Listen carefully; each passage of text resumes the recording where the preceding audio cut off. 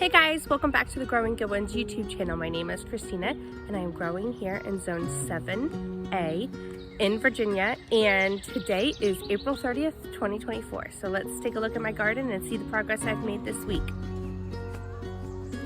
At the end of my bed, I put a Titan sunflower.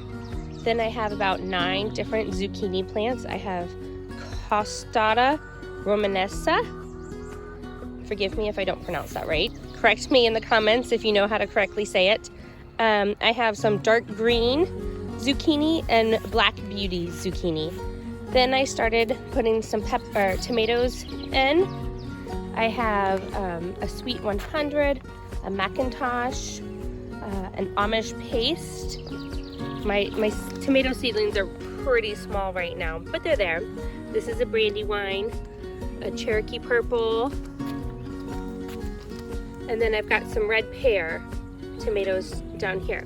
And at the end, I always like to put some sunflowers. So I have some short stuffed sunflowers. I love growing things that can replace those snack items in the house. I'm sure most parents can agree that kids can just go through boxes and boxes of packaged snacks.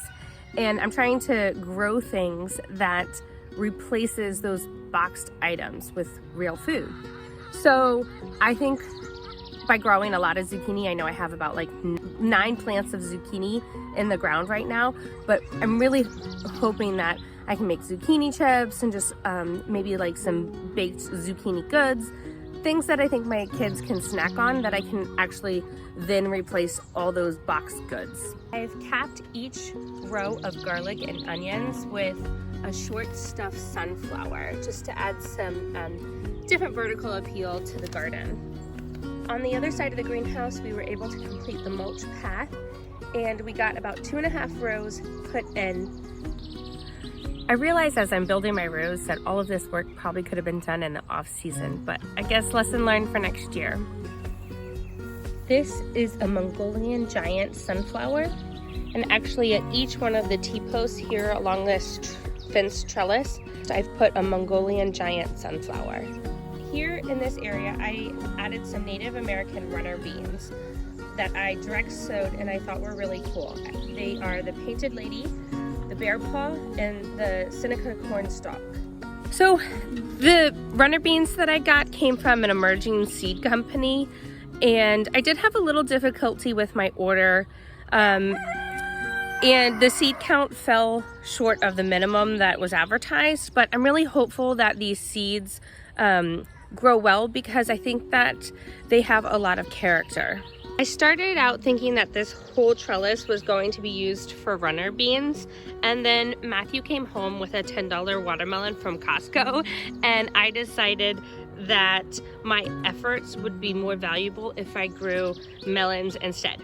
So now this whole trellis is being used for melons. I have 4 Minnesota midget melons, 3 Kajari melons, some Sakata sweet melons, canary melons, a lemon drop, and the end has got gherkins and honeydew. Mongolian giant. These are the midget melons. No, this little guy's getting eaten up by slugs. I might need to add some eggshells here. I'm still working on laying down some infrastructure to get my rows in. You can see I've got my tried and true practice of just smothering weeds. I lay cardboard or paper bags down with my mulch on top to create a weed barrier and hold in my row of soil. The things I've decided to put in my garden are really the things that I think that my kids will snack on. So I have zucchini to make my zucchini chips and baked goods, and also just for fresh eating. I'm growing a lot of cherry tomatoes, melons, sunflower seeds, strawberries. All of these things are food that I think my kids will eat in order to replace the boxed snacks.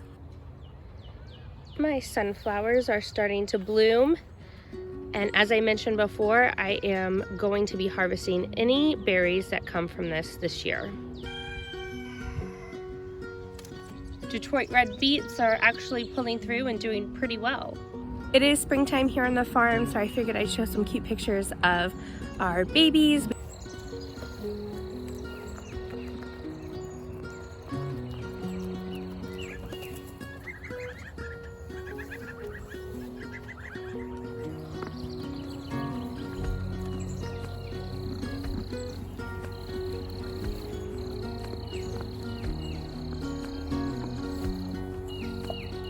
Thanks for tuning in this week, and I hope you join me next time.